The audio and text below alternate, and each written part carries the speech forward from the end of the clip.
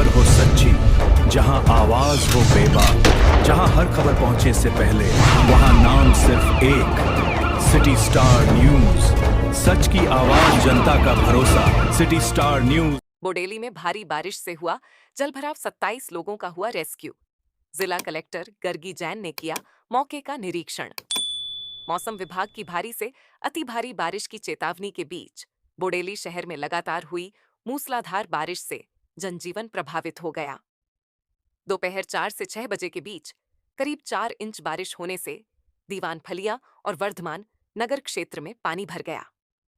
जलभराव की गंभीर स्थिति को देखते हुए एनडीआरएफ की टीम ने तत्काल राहत एवं बचाव अभियान चलाकर करीब 27 लोगों को सुरक्षित बाहर निकाला। स्थिति का जायजा लेने के लिए जिला कलेक्टर गर्गी जैन स्वयं मौके पर पहुंची। उन्होंने प्रभावित क्षेत्रों का निरीक्षण किया, स्थानीय लोगों से बातचीत कर उनकी समस्याएं सुनी और अधिकारियों को जल निकासी की व्यवस्था तत्काल सुधारने के निर्देश दिए।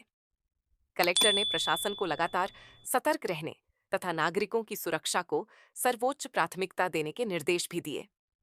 रिपोर्ट हैदर पठान, बोडेली, छोटा उदेपुर। बची गई।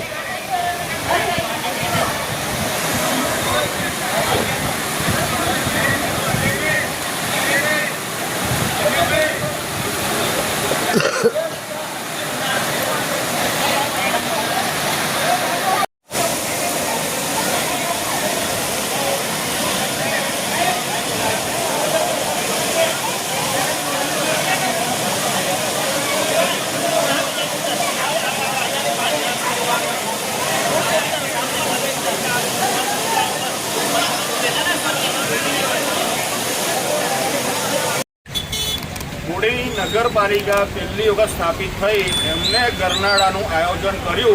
અહીં 3 પાઇપો કરી અને એનો નિકાલ તમે જોઈ શકો છો। અત્યારે ખૂબ અઢળક પાણી નીકળે છે, પણ આ વરસાદ એટલો છે કે એનો નિકાલ બી આગળ જતાં અટકી રહ્યો છે। તો આગળ કામ કરવું પડશે, પણ આ ગરનાળું સક્સેસ છે આજે બોડેલીમાં।